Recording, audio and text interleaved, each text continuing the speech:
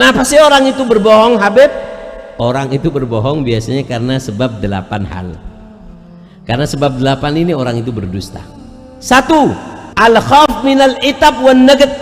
Takut celaan dan hujatan. Takut dicela, takut dihujat, maka dia harus berdusta. Kedua, lingkungan yang jelek. Lingkungan yang jelek membuat dia berbohong. Lingkungan, karena di sekitarnya sudah biasa bohongin. Yang ketiga, kurang bagusnya pendidikan orang tua membuat anak itu suka berdusta. Yang keempat, memang sudah biasa, sudah kebiasaan bohong, makanya dia berdusta. Sudah jadi makanan pokoknya dia. Yang kelima, ijtilabun nafa' wastidfa'ud dur, untuk narik manfaat dan menjauhkan kejelekan. Kadang dia bohong, kenapa? Supaya dapat sesuatu.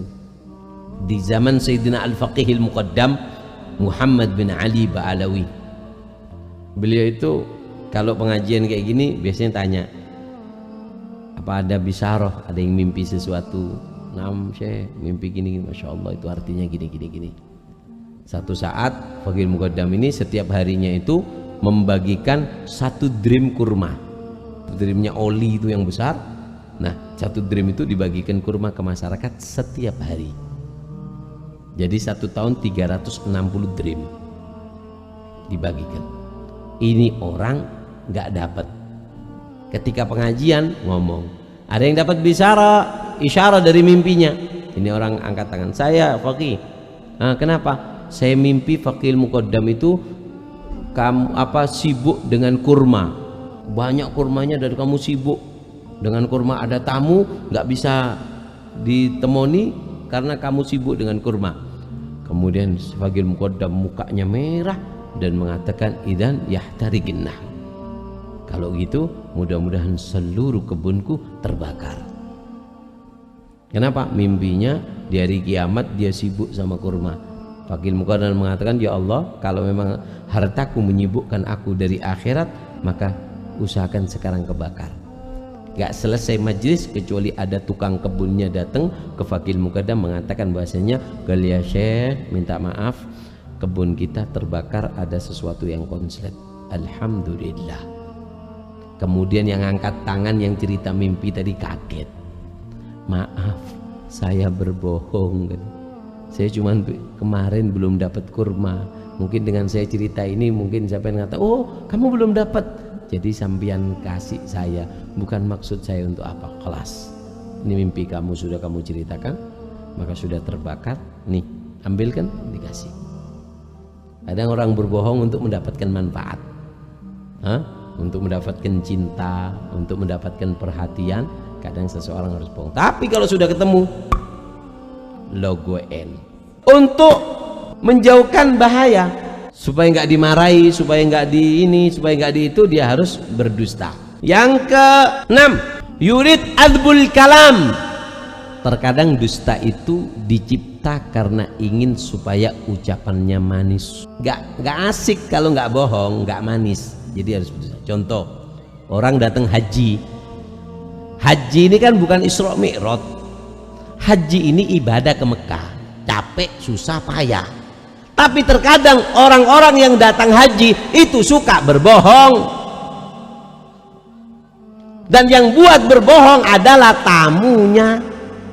Contoh, ada orang datang haji, ini kan mudah-mudahan yang berangkat haji sekarang Allah terima hajinya. Nggak semua, ada sebagian kecil orang yang datang haji itu suka berbohong. Gimana gini ceritanya? Gimana Pak Haji kabarnya di Mekah? Alhamdulillah, Masya Allah.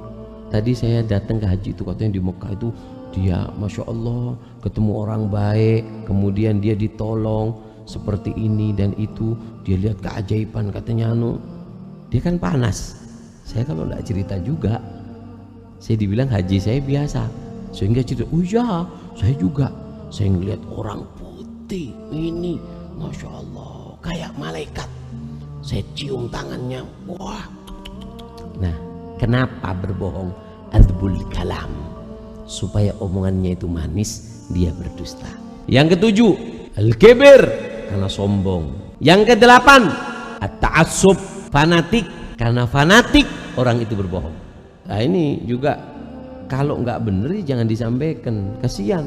Terkadang seorang guru itu karena kefanatikan seorang santri harus menceritakan hal yang tidak terjadi kepada gurunya. Akhirnya apa? Akhirnya dia itu celaka si guru gara-gara santri. Oh, guru saya ini gini, wah guru saya tuh terbang, wah ini. Ini karena fanatik. Terkadang harus berbohong. Ini adalah sifat santri yang jelek yang bisa mengadu gurunya. Ada seorang syekh, dia datang, "Kalau siapa sampean?" "Saya fulan." "Oh, kiai itu." "Masya Allah, saya dengar santrinya sampean cerita sampean setiap hari hataman Al-Quran." "Masya Allah." "Enggak." "Wow, tawadu, sudah hatam Quran ngomong enggak." "Masya Allah." Pulang si kiai dipanggil santrinya, "Kamu ngomong apa sama orang?" "Enggak kiai." Dibilang saya hatam Quran tiap hari. Kalau saya tidak sampai hatam Quran satu hari, berarti saya pembohong. Akhirnya si kiai tiap hari ngatamkan Quran demi apa? Demi omongannya orang. Ini santri yang nyiksa kiai. Jadi nggak perlu ngangkat kiai itu yang berlebihan. Bukan syarat seorang guru harus terbang. Bukan syarat seorang guru itu adalah orang yang kebal.